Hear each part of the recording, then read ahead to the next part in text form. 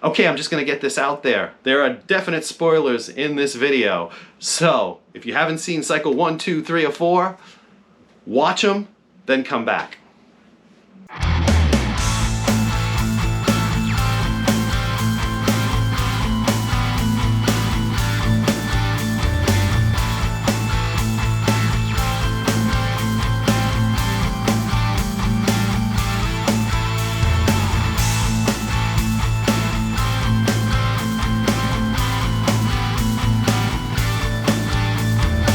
Hello, and welcome to this week's episode of the SFX Loop. Not the EFX Loop this week, the SFX Loop. This week's episode we were going to talk about one of my favorite film series. One of my favorite, actually, series of horror films, and it's the Psycho movies. Psycho 1 through 4, the Anthony Perkins Psycho films. Now, there was Psycho films made, well actually there was a TV show, The Bates Motel, which I saw some of. It wasn't so bad. I wasn't a huge fan of it. They also did make a made-for-TV movie with Bud Cort, which I don't even know if I've ever even seen it. If I did, I don't remember it. And there was also the Gus Van Sant remake, which we're not going to talk too much about the Gus Van Sant remake because I feel like it's an exercise in futility. The man made Alfred Hitchcock's movie over again. It feels like it's just Gus Van Sant flexing his muscles, saying, I can, his cinematic muscles, saying, I can do Alfred Hitchcock, and okay, fine. You did an okay job, but it's a bit soulless. All that aside, I love the original 4 Psycho films. The Alfred Hitchcock original from 1960, Psycho 2 from 1983, Psycho 3 from, I think it was around 85 or 86, I think it might be 86. And then, of course, Psycho 4, the beginning, which was made for Showtime film. It was made actually for TV by Mick Garris. But we'll get into all that as we go through these movies. I'm going to be using this as my reference, this awesome, gorgeous Arrow box set that came out, which has all 4 Psycho films in 4K. They look amazing, and it's a great set. If you can get your hands on one of these, I know they're a little tough to come by. This was made in the UK. This is Arrow UK. But it is 4Ks are all region. They play anywhere, and there are no Blu-rays in this set at all. It's just all 4K. So all the content is playable on an American Blu-ray player or a US Blu-ray player or an overseas Blu-ray player. So this set is essentially universal. No pun intended. But anyway, so yes, this Psycho 4 set is awesome. Definitely worth picking up. But let's get into Psycho 1, okay? Let's talk about the first Psycho film. I mean, it's Alfred Hitchcock, okay? Psycho 1 is an absolutely classic Alfred Hitchcock film, all right? Psycho 1 was made in 1960, actually, right? Is that what it says on here? It's a little hard to see. Yeah, it was 1960 Psycho 1 came out. And this movie was sort of Alfred Hitchcock's attempt to do something a little bit different from what he's been. He was always doing suspense films, but this was his chance to get a little more lurid. I mean, looking at like how he actually felt about the movie when he was making it, to him, this was a low-budget horror film.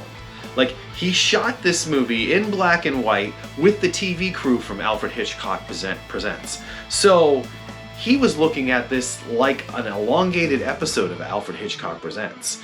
And this movie breaks so many boundaries for 1960. I mean, you've got the lead actress, Janet Leigh. She's half naked at the beginning of the movie in a bra and a slip and stuff like that. I mean, you didn't see stuff like that in movies back then.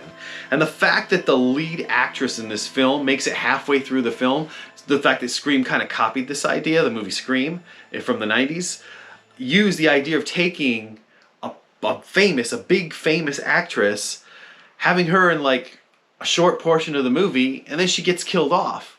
But her scene is, I mean, that is the most memorable scene in film history, the shower scene in Psycho.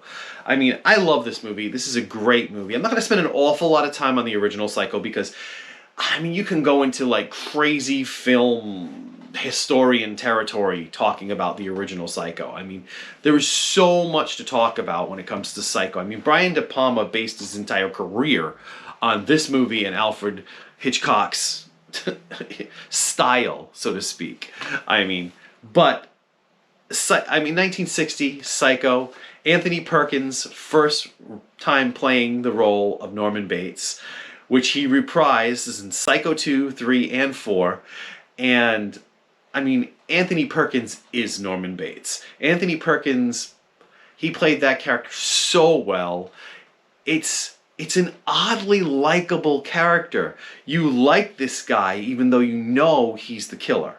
Even though you know he's the murderer, but there's something going on. You know he's not right in the head. You have some sympathy for him. You know what's going on in his head. He's got that thing as an actor where it's all in his face and you can really feel what he's going through, and he really uses that to his advantage.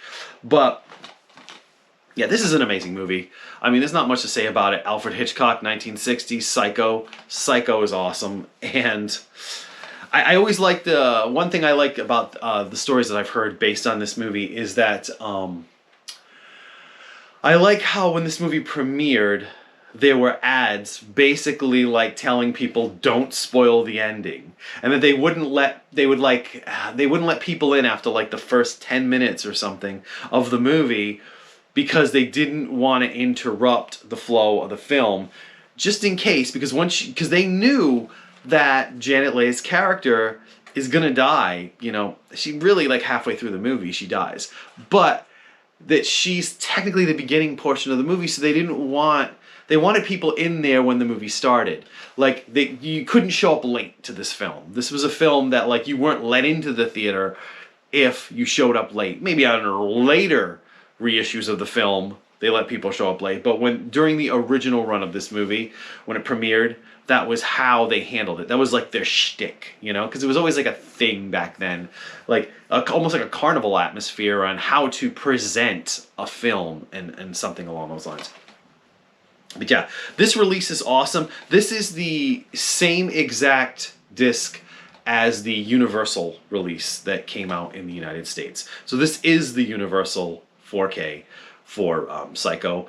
It contains the proper mono soundtrack because there was a problem at one point where they put it was like a fold down of the new surround that they had done, and it had different sound effects in it and stuff. No, this has the original soundtrack. It's not lossless. It's only in for DTS, but it sounds fine. It sounds great. Has the original soundtrack. Plus, this also has the uncut version of Psycho on it, which essentially is the version of the movie that premiered. When the movie premiered, it's the version that people saw. There's like, that I can think of off the top of my head, it's not a lot. It's like 2 little sequences.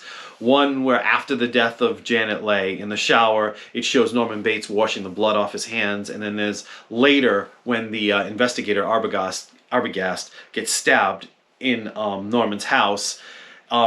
He gets stabbed. He stabs him multiple times instead of just like, I think the theatrical cut was just, well, it's not even a theatrical cut. It was a later edit. But the version that we were used to seeing on TV and in home video for years was like 1 stab and a scream or something like that. This time he stabs him like 3 or 4 times and the scream's in there.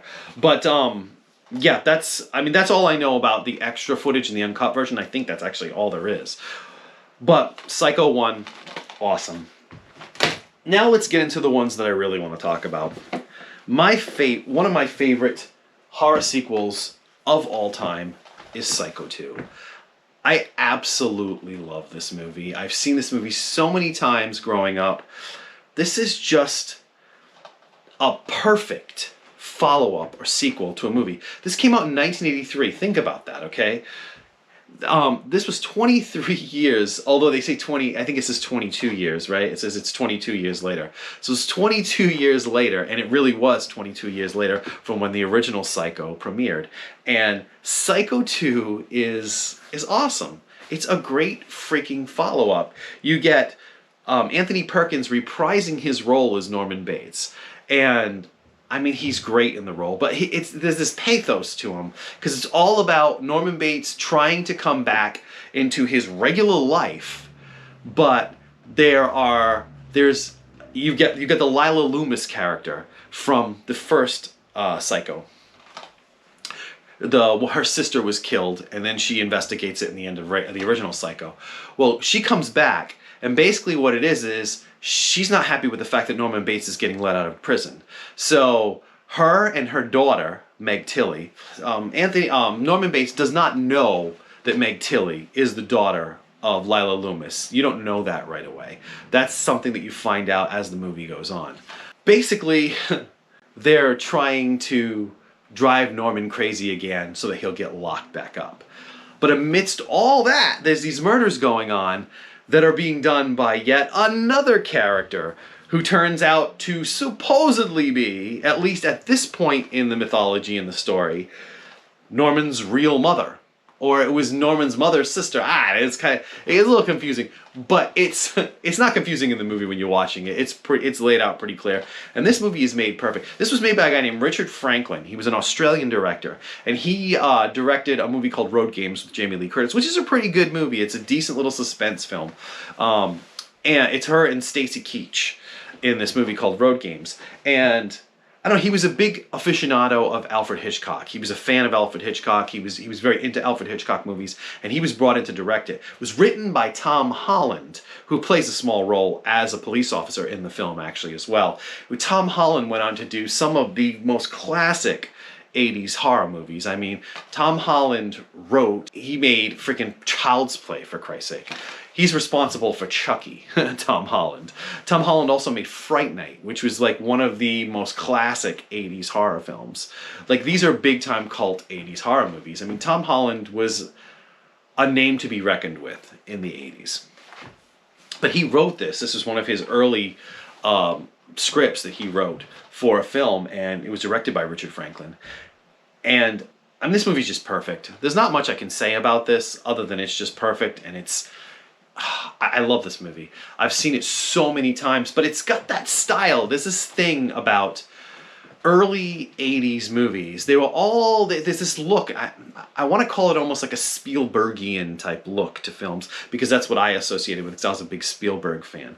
But there's this look to the way a lot of these movies were made, specifically Universal, and Warner has it to a certain degree, but it's the Spielbergian look. I don't know how to describe it, but it's the cameras and the lenses that were used. This movie has it. It has those lurid colors, interesting characters. I mean, you get Dennis Franz, who went on to like NYPD Blue, and he had a big career. He was also in some Brian De Palma stuff, but he's so good in this movie as like the hotel manager who kind of turned the Bates Motel into like a sleazy hotel.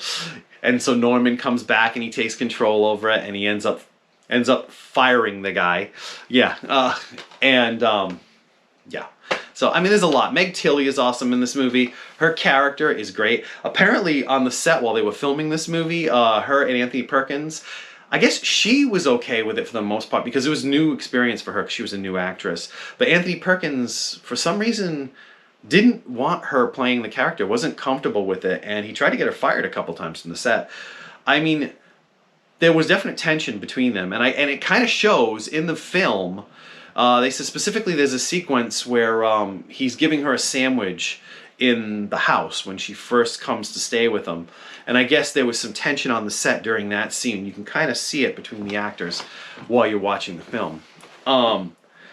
But it's just a great movie. It's a horror movie. It's a psychological thriller. It has some great like death sequences in it, because you got to remember this came out during the time of the slasher film, so it's almost like they had to compete with the slasher film a little bit. And there's a great death sequence at the end where Lila Loomis finally gets it, and she gets the knife right through the mouth. And what's amazing about this movie is you're hoping it's Norman Bates who's killing people, when in all actuality it isn't Norman Bates who's killing people, but they do eventually drive him crazy by the end of the film.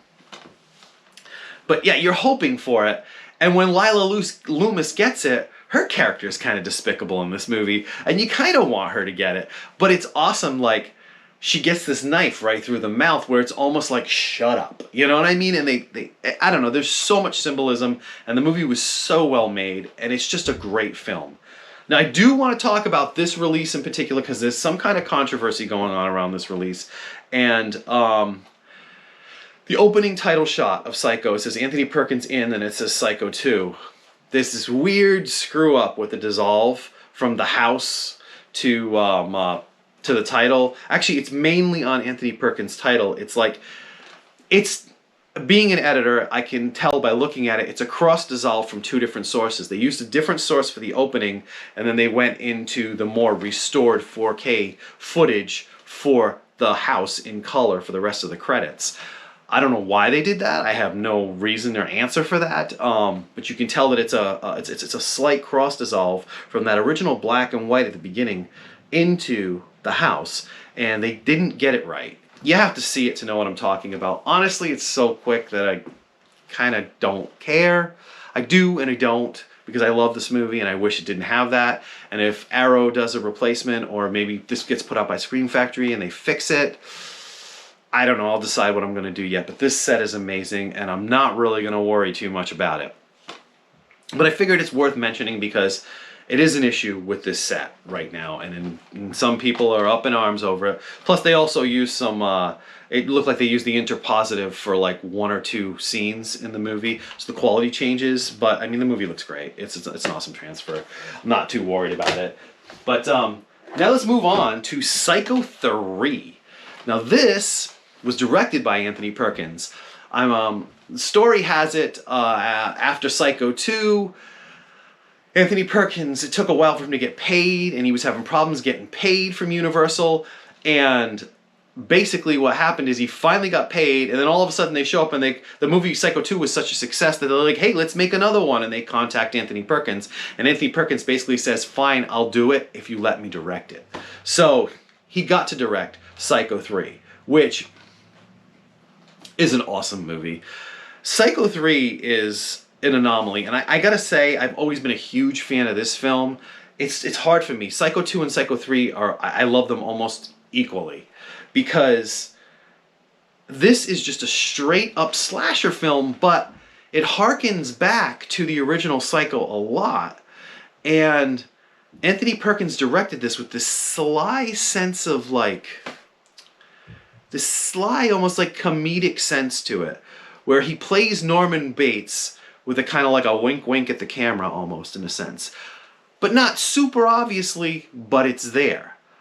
But he just lets Norman Bates be crazy in this movie. It's like you get to see Norman Bates being a complete psychopath in this movie, and you get to experience that, and you go through it.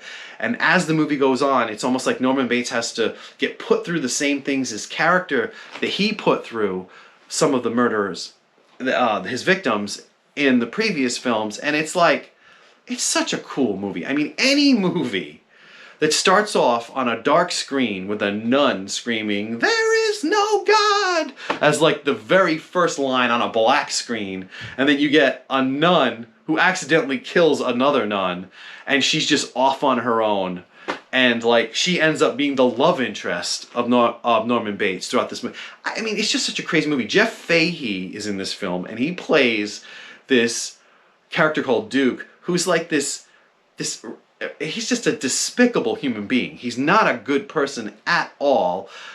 And somehow he gets entangled with Norman, but it's like he's almost worse than Norman. But him and Norman make a weird connection in a weird way, and he works for him at the motel, and it's just a really cool... This is a great movie, and it's got a style all its own.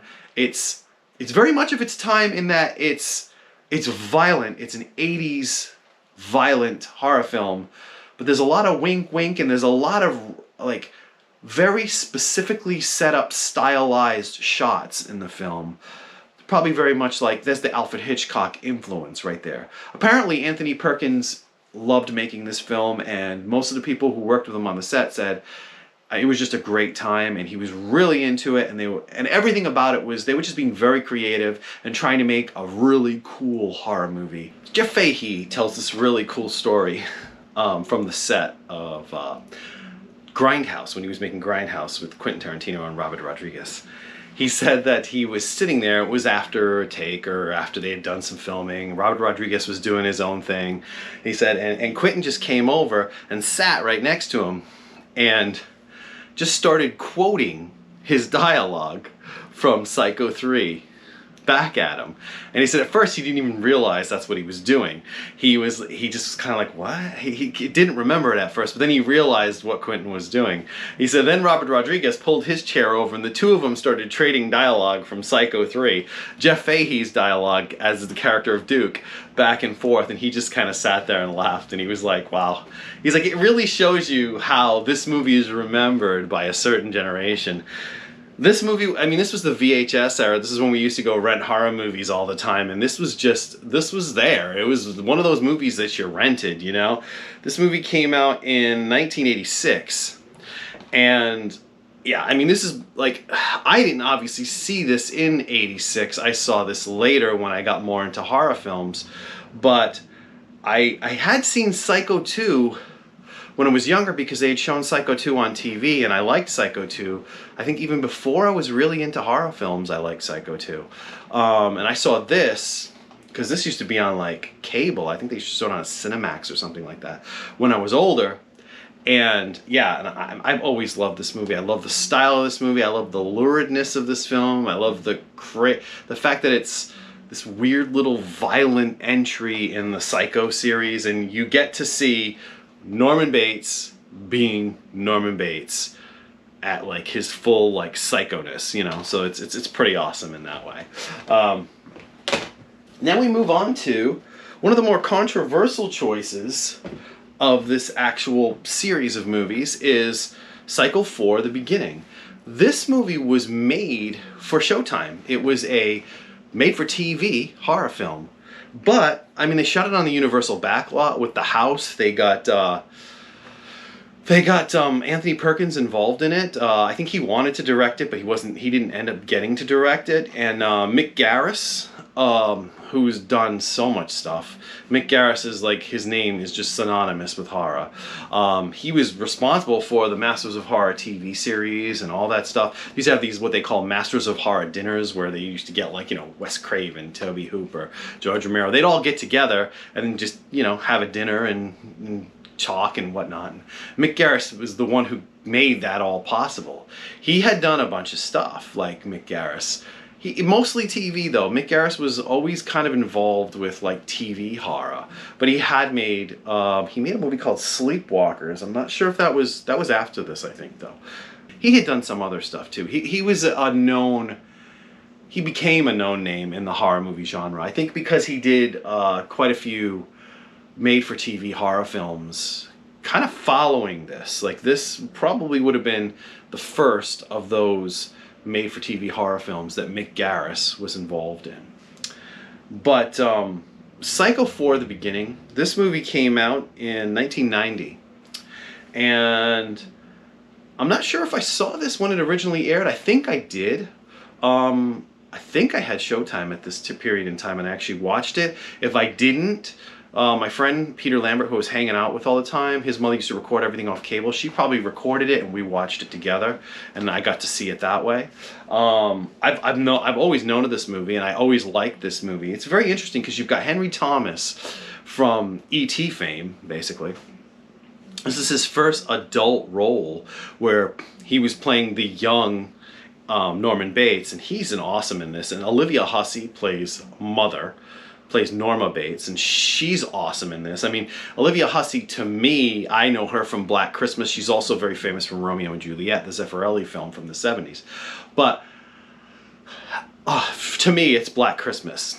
That's where I know Olivia Hussey from. And she's awesome as Norman Bates' mother. She just went all out playing Norman Bates' mother in this movie. And you get to see, like, Norman Bates' first kills, and you get to see how his mother treated him, and then they finally get you to when he poisons his mother and her boyfriend. All kind of tied together with the fact that there's this radio talk show going on, and there's this, and they're talking about matricide, people who kill their mothers, and there's a doctor on the show, and it ends up being the guy that at the end of the original Psycho, it's not the same actor, but it's a different actor playing him, but the character is the guy who explained Norman Bates to the room at the very end, the psychologist, and he's the one that had worked with Norman Bates as the years went on, and he's on the show talking about it, and then this guy called Ed calls in, who just happens to be Anthony Perkins reprising his role as Norman Bates. And he tells his story, basically. He tells the story of his first kills and all that stuff. And it's all tied in with the fact that he's currently married to this woman and she's pregnant, and he's scared because he doesn't want the Bates gene to come out in his kid, so he wants to kill his wife, and they have to talk him out of killing his wife, and it all plays out like that, and they end up back on the Universal lot in this big showdown kind of between him and his wife in the Psycho house, and they set the Psycho house on fire, and it's like Norman Bates ends his story. It's a happy ending for Norman Bates, so to speak. But this is actually really cool movie. And what's really cool about the Arrow release is they put the 1:3:3:1 full frame transfer on here, as well as the widescreen transfer, because the current Scream Factory ones that had been out were only in widescreen. This one actually has the regular full frame transfer in 4K, restored from the negative, and it looks beautiful. And I mean, but it looks like it did when we saw it on TV, because it was a made-for-TV movie, which is, I think, was actually a nice choice on their part. But yeah, Psycho 4, it's worth a watch. I love Psycho 4. I love all 4 of these Psycho movies. Obviously, the original, Alfred Hitchcock, come on. I mean, it's an all-time classic film. But for me, my favorites of the bunch, the ones that I can watch over and over, just talking about them right now makes me want to put them on and watch them again. Psycho 2 and Psycho 3, I love these movies. I can watch these movies over and over and over again, and I never get bored of them. Like, there's just something about these 2 movies that are near perfect 80s horror for me. That's just the way that I am. Now, this set is awesome too. This Arrow set, I understand it comes with a booklet inside, and the outer sleeve on it that goes over the front. It looks like a shower curtain, and it slides over the picture. You can see, kind of has a shower curtain-y vibe going on. This is an awesome, awesome, awesome set. But if you're really into Psycho, I don't know, I'm pretty sure you can probably still get this through Shout Factory. This is really cool right here. This is documentary on all the films, on the whole Psycho, the movies, 1 through 4, really. And it has some convention stuff in here and some really cool stuff. It was made by this guy, Rob Galuzzo, I think is his name. Galuzza is his name. Yeah, Robert Galuzzo. My eyes can't focus on this very well. But he was part of, I used to listen to this show, this podcast called Killer POV. And it was him, Ryan Turek, who actually works for Blumhouse now. His name's on like everything Blumhouse. And there was a female, Rebecca, oh, I don't know her last name, but Rebecca something was her name. And it was just called Killer POV. It was a podcast, it was a horror podcast, and I used to listen to it all the time. It was great. And this guy, the guy who made this, was in it, and he talked about this quite a bit because it was being made when I was listening to it. So I became aware of this Psycho documentary, and I wanted to get my hands on it. It's available through Shout Factory on DVD. Like I said, I think you can probably still get it through their website. If not, I'm sure you can probably find it somewhere. It came out in 2010. This is a great documentary on Psycho. It goes through all 4 films. It talks to pretty much all the actors in the movies, all the main actors in the film. You've got footage of Anthony Perkins on here, because obviously he had passed on at the time that this was made, but there's plenty of interview footage of Anthony Perkins, footage of him from the set making, Psycho 3 and stuff like that. So this is great. This is worth it. 100% worth it. But so Psycho, man. Psycho's awesome. I love it. It's one of my favorite series of horror films. I mean, every movie is good. Alfred Hitchcock's movie is good. Richard Franklin's Psycho 2 is an amazing sequel to the original Alfred Hitchcock movie. Psycho 3, Anthony Perkins just freaking goes nuts and just lets us experience Norman Bates for who he is. And then Mick Garris' Psycho 4 gives us the history of Norman Bates' character. I mean, it's such a cool series of movies. I like every single one of them. I can watch them all. Like I said, Psycho 2 and 3 are my favorites. But yeah, okay, so that's what we talked about this week, the Psycho films. I hope you enjoyed this. I hope you got something out of it. Maybe you learned something. Maybe you just enjoyed listening to me talk about horror films, because you love horror films too. But if you like this kind of content, like, subscribe, leave a comment, let me know what you think about these movies. Come back, watch some more episodes. If you're into guitar, I also do episodes as the FX Loop. That's the main thing, the FX Loop, where I do guitar gear and all that kind of stuff. But this is like a side project, you could call it, where I get to talk about movies because I love movies and I'm a big horror film fan and a cult movie fan, and that's what I like to do. But I'm Jay Byrne. This has been the SFX Loop. I hope you enjoyed. Take care.